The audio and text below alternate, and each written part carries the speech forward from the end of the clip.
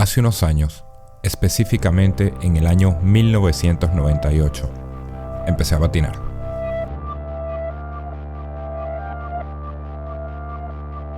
Al principio, como todo, te caes 1000 veces y hay momentos en los que me sentí muy frustrado.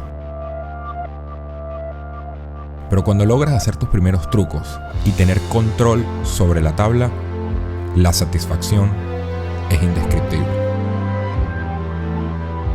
Desde hace mucho tiempo, siempre quise probar un deporte que me llamó mucho la atención, algo nuevo, y como venezolano, totalmente fuera de mi zona de confort. Este año logré cumplir ese sueño, y me dije a mí mismo, con la experiencia que tienes con la patineta, va a ser muy sencillo. Pero no, me equivoqué.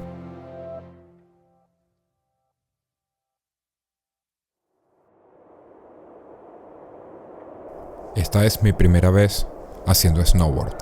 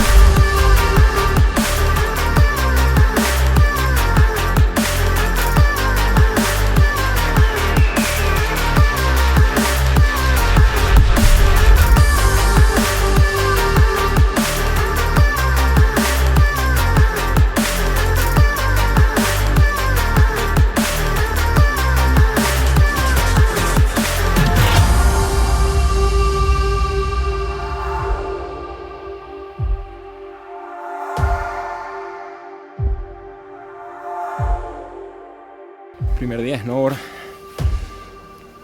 Pensé que iba a ser más sencillo, si le soy sincero. Estoy en una montaña en el medio de la nada. Me he caído muchísimo.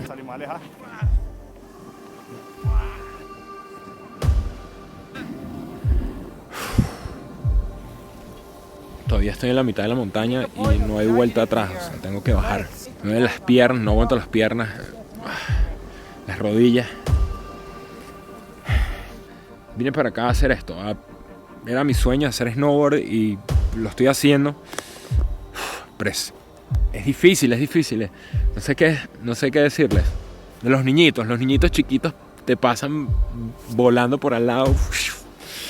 Ay, te sientes impotente porque quieres darle y te caes. Y hacia adelante, hacia atrás.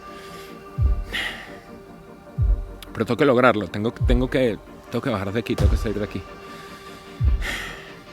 Voy a seguirle dando. Voy para abajo.